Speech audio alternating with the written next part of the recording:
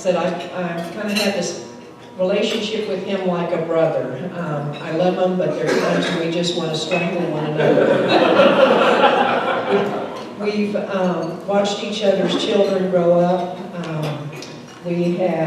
Steve was my boss when he became the third president of Lone Star College, Kingwood, which back then had just transitioned from being called East Campus to then Kingwood College under the North Harris Montgomery Community College District name that no one could ever remember or get correct.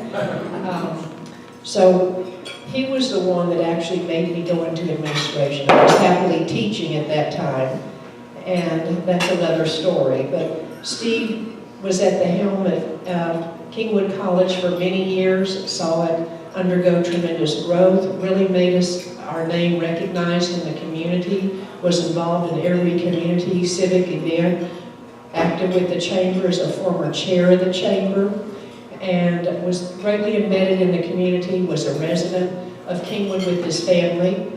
So he served at Lone Star College, Kingwood for many years as the president, and then went to our district office and was our second in command, our executive vice chancellor at our system office for many years.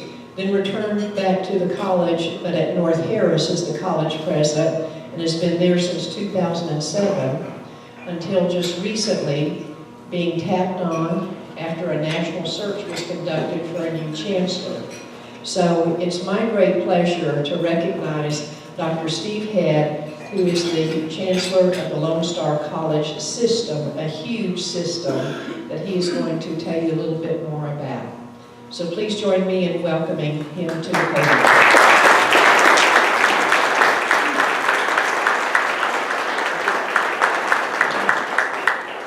She's not kidding about the brother and sister.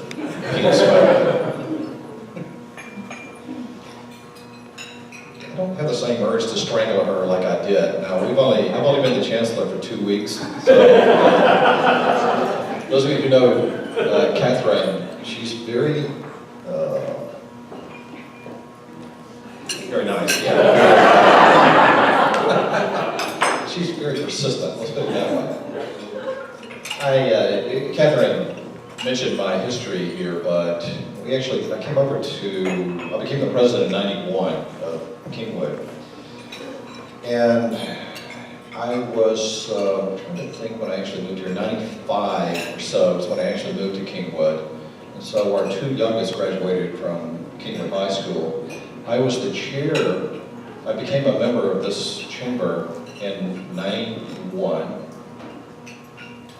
Yeah, I'm having trouble remembering now when you were talking about Administad being around Insperity being around for 27 years, I knew all the regional guys, and you're right, they did. Catherine was right.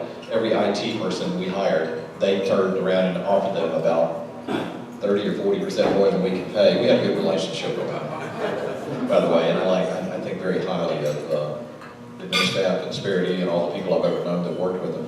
And now I live in the Woodlands, so we see them over there for the golf tournament, which is very good. So I was in the chamber I moved here from '95, and then, Catherine, I need some help. I was the president from '91 to '99, and had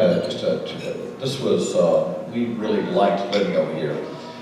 When I came up here, this golf course, by the way, I'm a golfer, and those of you who play a lot of golf know that if you want to torture yourself, then you come out and play this course right here. Or especially if you're like me, where in Kirk, I just like to tee it up and hit it as high and as far as I can. Out here, you're hitting it in somebody's backyard a lot. So I like it out here a lot, though. It's pretty nice. What I thought I wanted to talk about today was kind of where we are as a system, and if you've not lived here very long, or if you don't know that much about the college, I thought I'd just give you an overview of the college and then talk about kind of where we are today and where I see us going. By the way, we've got a couple of our former students here. We've got one of the Wise family over here. Yeah. Not right here. And then Scott right here. And then we've got Scott back here, who is not only one of our students, but he designed one of our buildings, our award-winning building over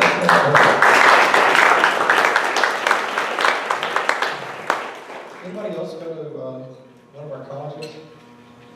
I got a bunch of it out there, okay. It's hard to run into somebody that doesn't, you either went, or you know somebody that went there, or your kids went to summer camp there, and that's really what we're all about. So we're very focused on students, that's our primary focus. And we're also very focused on the community. You're going to see us more, we're very big, I'll show you some slides, but we're going to be focused on the community and establishing ourselves or reestablishing ourselves in the community. You guys are in great shape over here. I think very, very highly of Catherine. We're going to talk about some other facilities that we would like to see here. This is, we started in 1973, and I'm going to run through a lot of these very quickly and get into the important piece. The community college boundaries are really ISD boundaries. And the ISDs themselves don't belong, but it's just a political subdivision. So when you think of that, when we say we have 11, that means it's just the boundaries. But this is the way we started in 1973 with 613 students. This is where we are right now. So we have that area right there. In addition, these are just credit students that you see here. In addition to this, and I'm trying to get over here wherever I can. We have another 10 or 12,000 non-credit students every semester. So we're sitting at around 90,000 students. We are huge. We are the second largest in Texas. We're one of the largest in the country. We're a huge operation. You might take a look down there, about the 6,000 employees. At any one time, we have about 6,000 employees with us. And in addition to that budget right there, that's the operating budget. We annually spend about $400 million. And then when we have construction, it's been more than that. So we have a major impact on the economy. And really, the community colleges, I've got some other figures in here about the impact. It's like 3.1 billion if you do the normal studies and you extrapolate numbers. But we're about economic prosperity and economic growth in the area. These are our locations, and we put this map up here just to show you. The stars are where we have, you all see, okay. We have the stars are where we have college locations. So we have 6 comprehensive colleges, and then we have 10 or 11 centers, like the Atascocita Center. And we have the centers usually in the neighborhoods. And that's, we have specialized programs in some of the centers, but what we're trying to do is put the centers where the people are. And then the most expensive equipment and major operations go at the college itself. And we'll talk a little bit more about that. This is our source of funding. It's changed over the years, just like when you hear like Iscanto talk or any of the ISDs, what used to happen was the state provided most of our money. And what's happened over the last probably 2 decades, they've been shifting the burden down to the community. So the property tax is where we get the largest percentage of our dollars. And you may not be aware because you may not be looking at your tax statement every year. But I've got the tax rate up here in just a minute, but it may not mean anything to you. It's less than 12 cents. We're getting ready to drop our taxes again. And yes, I know assessed value goes up. I'm a taxpayer in the system too, so I pay attention to all that. And I've got relatives and brothers and sisters, so when we lower the tax, and I tell my brother that, he goes, oh yeah, but my home just went up this.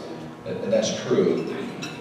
We have, for a $300,000 home, it is about $360 a year, so it's about $30 a month you pay for the community college. Actually, it's a little less than that because of the exemption. It is a great bargain. It is a great bargain, I think, and that's easy for me to say because I'm the chancellor, but it's just a great bargain. I'm not only the chancellor, I'm the public relations guy also, so whatever it is, it's our tax rate. I just want you to see how consistent it's been over the years. We are set up on we are a community college, but we have business values. If you're a business person, or if you're a homeowner, you pay taxes, or if you care, we care about the money part of it. So I'm very conscientious about that. Just to show you where we are, we're a little less than 12 cents. The average is about 16.5 or 16.8 cents. So we're about 5 cents under the state average for Texas, which is really good. And we're very fortunate to live here. I mean, I think we're very fortunate to live in the state of Texas and in the region. I mean, I think I've traveled internationally. We're darn fortunate to be living in the United States, but I really like living in this region. This is how we've been growing.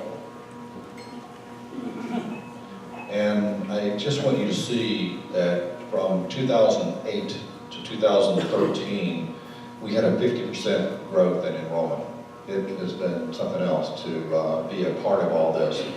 And there's some major challenges that come with that, but what happens is when the economy goes south, we grow a lot. When the economy levels out, we level off and then we start growing again. So we think with all the construction, and there is a lot of construction, and with the toll road coming around, not the toll road, but the Grand Parkway, I guess that'll be a toll road sooner or later. Everything's going to be a toll road.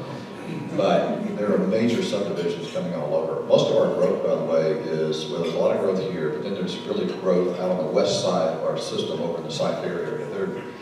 They're just going to build subdivisions out there. They build entire communities out there. They're talking about communities with 30 and 40,000 people. And you all know, north of the Woodlands, we've got several different communities coming in up there. My brother works with one of those companies, and they're talking about 800 homes in one place and 2,000 homes in another place just north of the Woodlands. So it's all over. And it's just part of our growth here. This is where we are with enrollments. You can see that there's two colleges that are way ahead of the others. One is Dallas, and Dallas is just a couple of thousand students larger than we are. It's Dallas County Community College, and they have the entire county.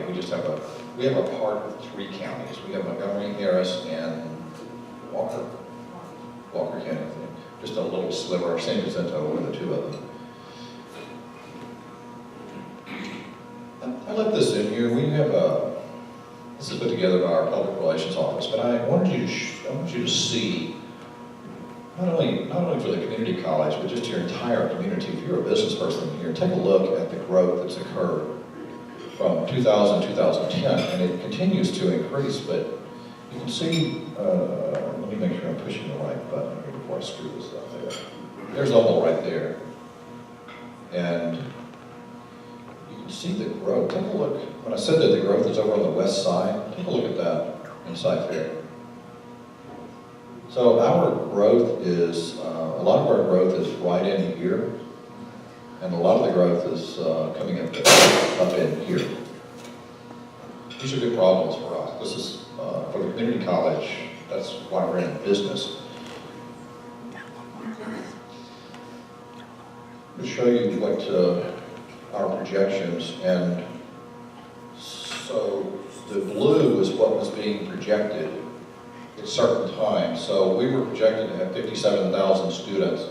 This is from our last bond, which was 2008. And so we were projected to have 57, we've got 77 now. And we're usually pretty conservative in our projections for money. We're conservative in our projection for students and money. We have some problems coming out, some challenges. I've got a bigger challenge getting, there we go. I've done so many presentations in my lifetime that I've been talking where the wall behind me fell back.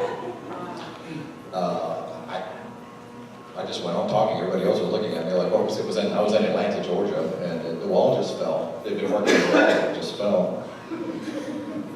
Half the people got up and walked out, they thought an earthquake was coming. This is oops. I want you to see this also. So within our own boundaries, 176,000 people have been added. Take a look down here. Another 242 are coming. Our colleges, by the way, we have 2.1 million people in our service area, so we are roughly every 350,000 people we add a college. That's the way we think of things, and we have formulas that we use for where we put centers, but this is the part that's interesting right here. And we were talking about this earlier. This, an additional 176,000 is more growth than 38 of the 50 states.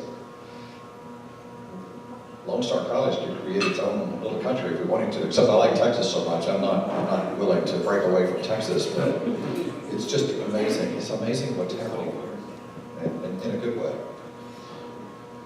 You may not be aware that we pick up 1/4 1/4 of the high school graduates from the area, from our service area high schools. We have another slide, I don't think I have it in here, but we have about 5,600 or 5,700 students coming to us each fall from area high schools. I believe that is 10 times larger than the next closest school. So 10 times. So we are the college of choice for students coming out of high school. By the way, I have 4 children. They all went to Lone Star, and my wife works at Lone Star. I'm just telling you this because my whole family is there. My mother was in the Senior Citizens Program. We have, my oldest went to Lone Star and graduated from UT. My youngest started at Kingwood and went off to UT. And the next one started at Kingwood. No, that was my son. He was all over the place. He ended up graduating from Sam Houston, and he's making more money than all the rest of them put together, but he went to about 4 of our colleges.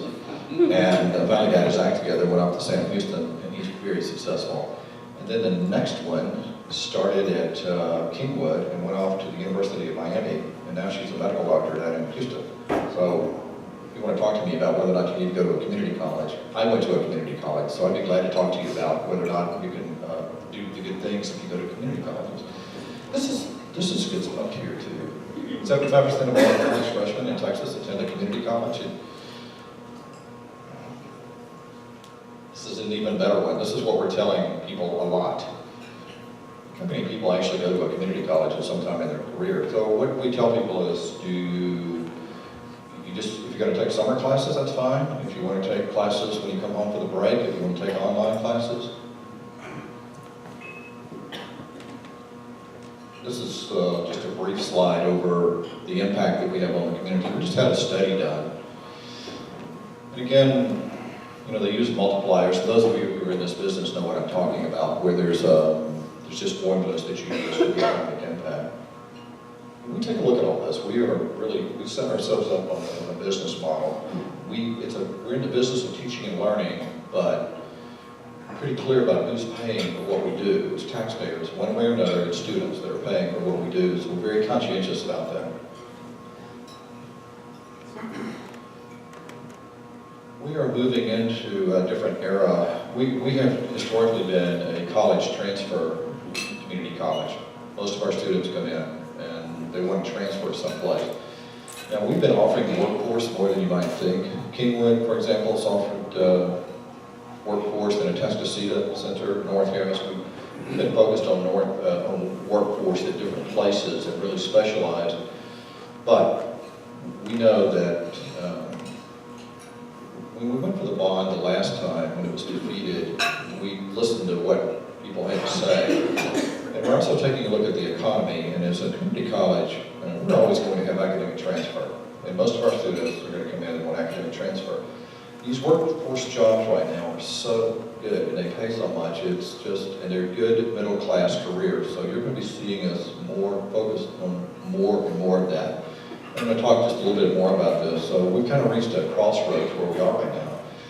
So for us, with our growth, and we've got some decisions to make. We are we're almost out of space in a couple of different areas.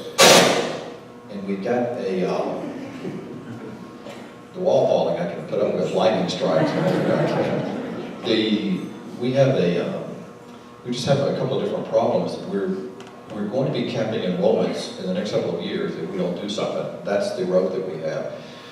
And we can talk, I've talked to people going, well, you just need to be open on Sundays and Saturday afternoons and Friday afternoons. If you're a parent, you tell me whether or not your children are going to come to school on those days. I guess if all else failed, they would, but that's just not the norm. So, and we make our facilities available to different people at different times, but during our peak periods, we have some challenges. So we're asking for community support for a couple of different reasons. One is we want to continue access. It's about student success for us. We want our students to have a place to come in and transfer academically, or workforce education is important. I'm going to show you some specific examples of the workforce.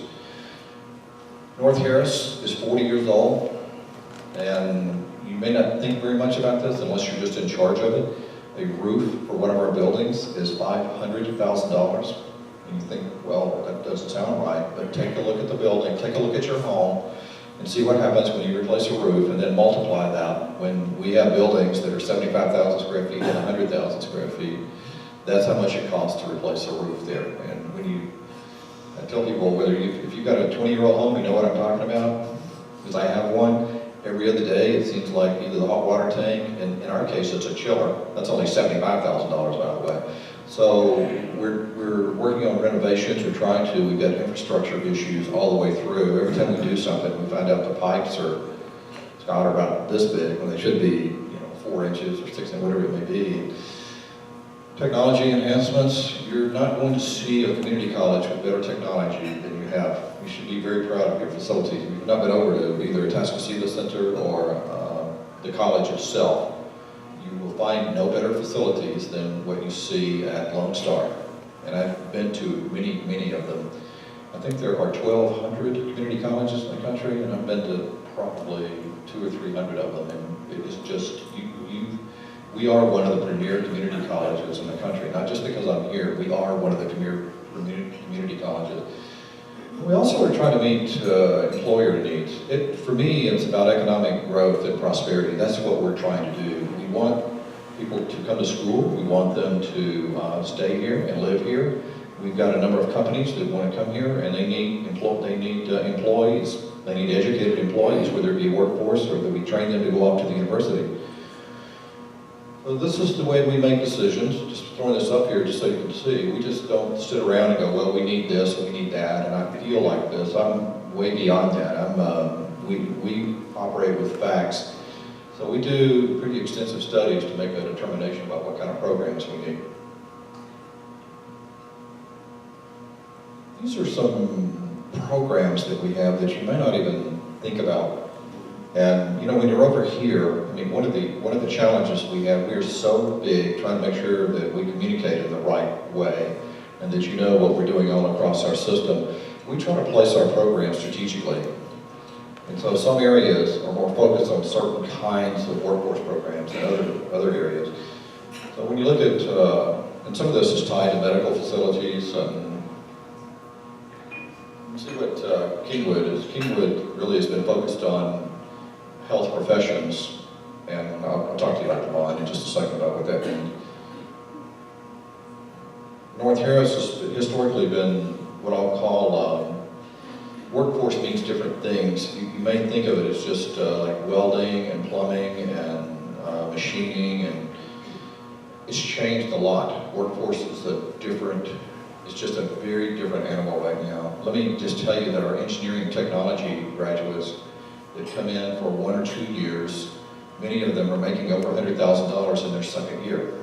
Now, they may have to go offshore, or they may have to travel someplace, but if you're 20 or 21 years old and somebody told you you can make that kind of money, then we we do floor hand training on the rigs.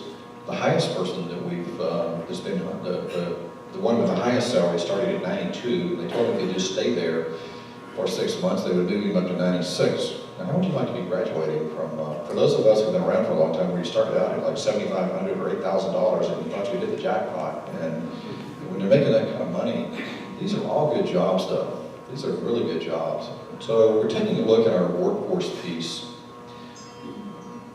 We want them to be, have sustainable and livable wages. We're trying to set these up so that you can live a middle-class life. We're also trying to set them up if you come through and get one of our degrees or certificates, then later you can come back, because sooner or later we tell our students that if you want to be the manager or move up into management, then you're probably going to have a degree before it's over with. So we set this up that you can come back later and get credit for what you've already had. So, or we move you right into one of the academic programs that we have. And U of H, University of Houston downtown is over here, and we have a really good worker. You want to show them who you all are back there? 1, 2, 3, 4. We got 5 of them over here. I think we've got more people from U of H downtown than we do from the college right here. We have a great relationship with U of H downtown.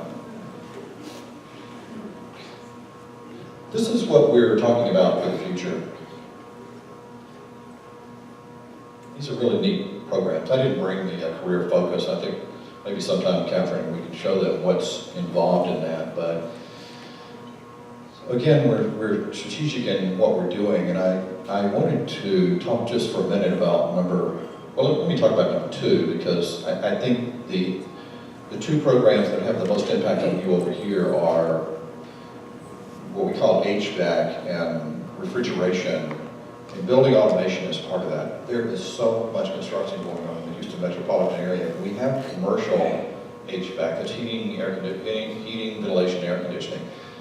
We want to construct a new commercial advanced technology center. These are 50,000 square feet apiece. These are state-of-the-art. These are the kinds of programs and buildings where the students would come through, and when they go to work, they're not having to go look for a job. We've got employers coming in to us, and we have partnerships. We've looked at a couple of them. Mark and I were talking about Wisconsin. I was up there a few weeks ago, and they have a partnership with Train, for example, where Train or even Lennox comes in.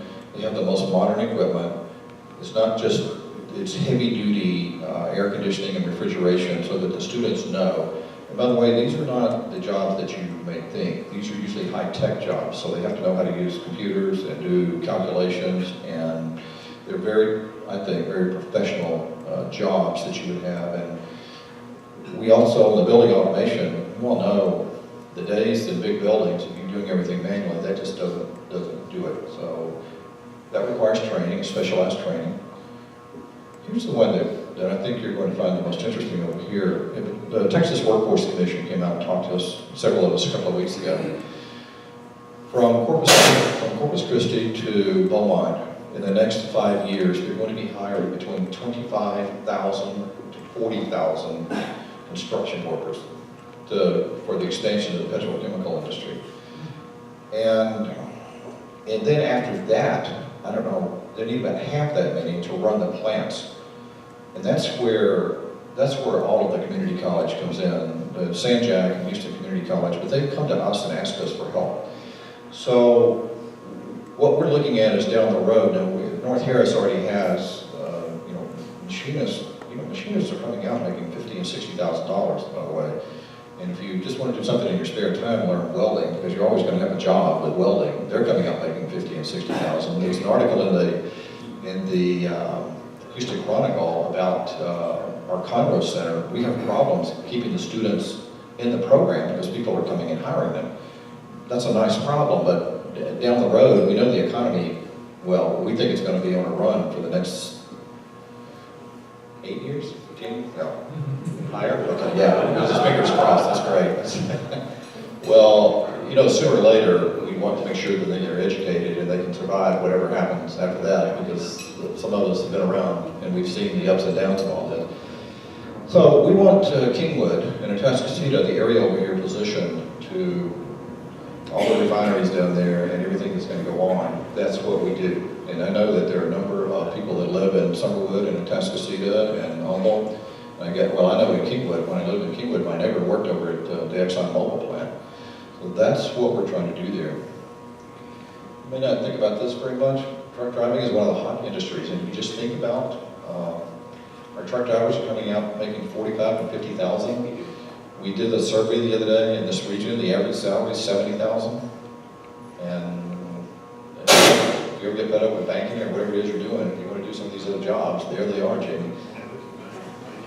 Well, they have the skills that I wish I had. This is we've thrown this up here just so you can see kind of what the trends are, and the colors don't match necessarily the college. Kingwood is green, but everybody is projected to grow. Some faster than others. We're looking not only what we see in the coming years, but we're trying to project on out. Remember, when we think about a bond, when we think about our building, really what we ask for is borrowing authority, and we don't spend the money until we know that we've got needs coming out. So what we're asking for is this right here. I'm going to leave that up there for a few minutes. I think Catherine later, and the college presidents in their communities will come out and give a more detail what it is we're doing, especially for this area. I want to talk just a minute about the number down here. We have, Lone Star is so large. Our assessed value is 130 billion. 130 billion. So when I mentioned the ISDs, what you do is you take the assessed value of Humboldt, which is probably, what, 20, 25 billion? Site Fair is 40 billion. So we take all of that. So we have a lot more borrowing power, and I mean, we consider all of that. So when you're looking at the numbers that we have here, we do it without a tax hike. We've got, in our last two bonds, we've not had a tax hike. We're so large and with assessed value growing that we can afford to pay for all this without a tax hike. So, and we said the same thing in the last bond. And we didn't do a very good job, I think, of explaining exactly how we do all that. It's about our size. It's the way we manage our finances. It has to do with the growth here. When the area is growing, just so you'll know, this year, the assessed value in the area has gone up a little over 10% for us. So on $130 billion assessed value, and that number is going up every year for the next 5 years. Don't forget ExxonMobil sitting over there, and I cannot tell you what their assessed value is. It's huge, it's in the billions. We have an additional 10 or 12 million this year just from the assessed value. And when we're looking down the road, and we've got plans for the next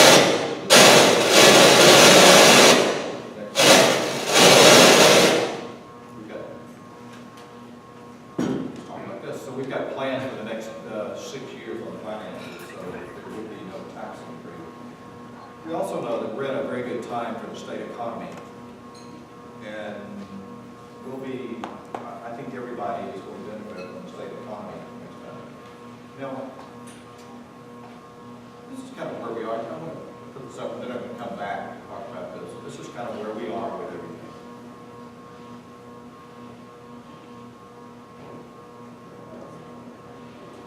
Point out to you that Lone Star is one of the few community colleges with AAA bond rating, which is really good for us. That means when we borrow money, it's like your credit if you're buying a house or a car, we get the best rates. We've already talked about this. We just approved at our last board meeting, paying off some of our previous bonds early. That's what we get the opportunity. We've been bringing in more money than we needed to pay. We take the extra money and pay off our bonds. So we're very conscientious about that. This is just kind of a recap of where we are. I'm going to go down to the last. I just think the strong workforce is a strong community. And that's why we're focused on the workforce piece of it as well. One last piece I want to mention here is that we also have the elections on November 4th. That's what it says here. So we have 3 positions. You may not be aware that Lone Star has gone to single-member districts. For this district, there's somebody running over here right now. I think that's in the next election. We'll be seeing more and more about more of this about the election. I know 1, 2, 3, 4, 5, 6, I know all 5. We'll be able to show I have 2 slides on Kingwood. Thought I was forgetting them. Kingwood over the years, as you can see, has been, well, it'll pick up. Again, as we're continuing to grow, the enrollment of Kingwood will increase. This is where the students are coming from. We do, I can't tell you what kind of work goes on behind the scenes. We have GIs, we name it, we have it, take a look at our data. We have utilization studies. We just don't sit around and do all this ourselves. We hire people that are experts in this to come tell us and give us projections.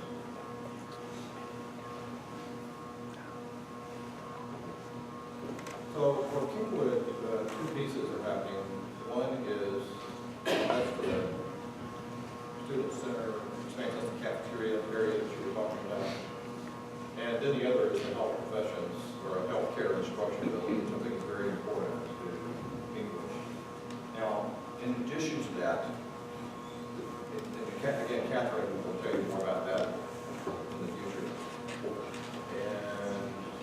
up here for North Terrace, so you can see a little bit. North Terrace also, a number of students over here, that's to see the where involved in North Terrace. And, you know, I lost my workforce stuff. Let me go back to this one right here. Inside of these advanced workforce technology centers, that would be located somewhere down on Beltway 8 and 59, somewhere in that area, general area, it would be that way, right? Somewhere down that way. So we're going to be asking for your assistance. I just think it's important for our economy, again, our growth and stuff, student access. I want you to be very proud of your community college. It is one of the premier community colleges in the country. You've got especially strong leadership here, not because Catherine and I get around with each other, but Catherine now, you were a senior president? Well, I was the senior president. She's the one with the most experience. Well, overall, if you were counting that one. Well, Catherine's the one I rely on most, and you've got really strong leadership in the area. So, I'll be seeing more. I'm not going to give the same speech over and over, but I'll be in the community a lot. And I've got a few minutes for questions, a couple minutes. So, do you have any questions about what you're seeing or what the college does? Or you'll be seeing a lot of us. There could be articles in the paper.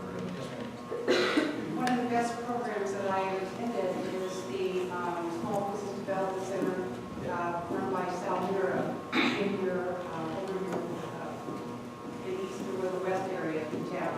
And it's one of the best programs. It's targeted specifically for small businesses. Are you going to develop other areas like that in other campuses?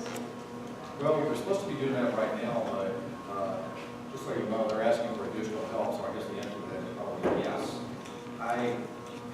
What you're talking about is we're funded through the University of Houston, and we have a very active small business development program. We've actually extended it all the way down to Albany. We're doing things that we've not done before, especially down in the minority areas. So yes, we'll be expanding that program. I like what they do a lot. Yes, ma'am. You know, you're going to say that you're explaining the growth and programs and stuff. One of the questions that I have is looking at your numbers. Yes. It's kind of scary to see the number of high school students that are coming out, some of them are now, and the ones that are graduating. What programs do you all offer to assist in finding them? I also know you mentioned a couple that actually come to you with a, get a better insurance, that they're needing jobs or they're needing personnel. What extensively do you offer to assist these college graduates on their job? Well, you're talking about the ones that graduate through our programs, like the workforce program? Yes. Well, we do a couple of things. We have a job placement office that needs to be expanded. Here's what's happened over the years. We rely on our workforce faculty and advisory groups to help place people. Really what you're going to see with me being the chancellor, I just had a meeting about this past week and last week.